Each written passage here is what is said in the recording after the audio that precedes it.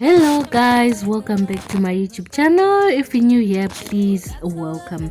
So guys, ndauya nenyaya iri kutenderera mukati mema streets.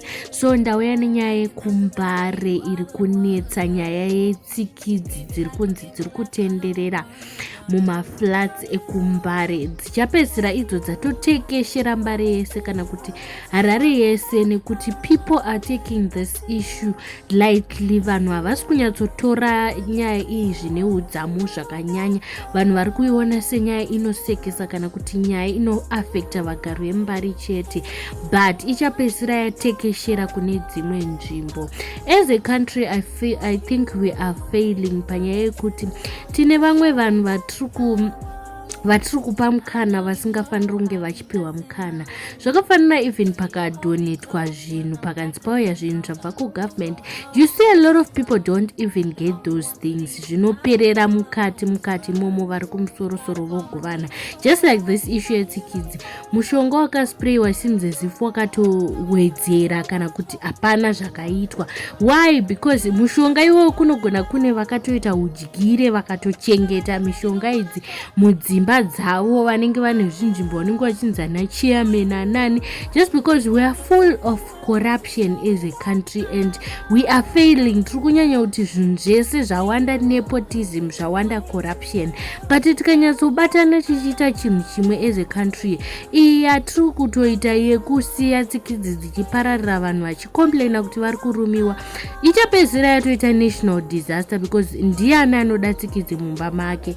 Hapana anodzida. But at the end of the day, we are mixing and mingling every day. Tichienda kumbare tichidzoka, vanhu vekumbare vachipinda mutown, dzichapedzisira dzatozara kwese. And I think ndo patiri kufaila, patisiri kuona the bigger picture kuti zvinhu izvi zvinoaffecta tese as a whole country.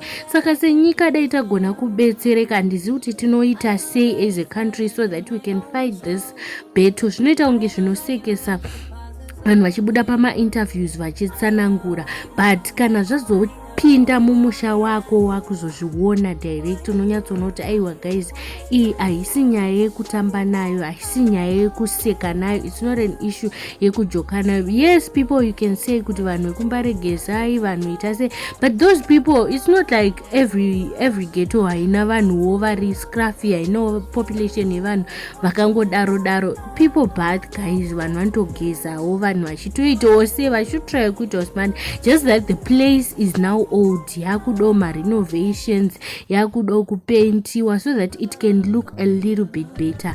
So what I suggest as a country, we come together and fight izvozvo zvimatsikidzi zvacho zviri kunzi zvatenderera kana kuti zvanetsa mukati menzvimbo yeMbare, zviri kuruma vanhu, zviri kushayisa vanhu zororo. Because at the end of the day, would you love your child to be suffering to tsikidzi, kurumwa netsikidzi? Would you love your family member to be suffering from nyaya idzodzo dzekurumwa netsikidzi? Saka as a country, let's just come together and fight this whole thing. Vanoziva mishonga inobatsira kumusoro ikoko ngavabatsire vega, ngavatodistributa vega mumahomes so that zvinhu izvi zvinokwana fairly, because vakaita zvekupa vanhu vari kumusorosoro hazvisvike, zvimwe zvinosvika zvane dilution isiriyo, so and zvinotobva zvatoita resistant. Saka this is it from me guys. Thank you so much for watching. Make sure you do like, comment and subscribe to my YouTube channel. Bye.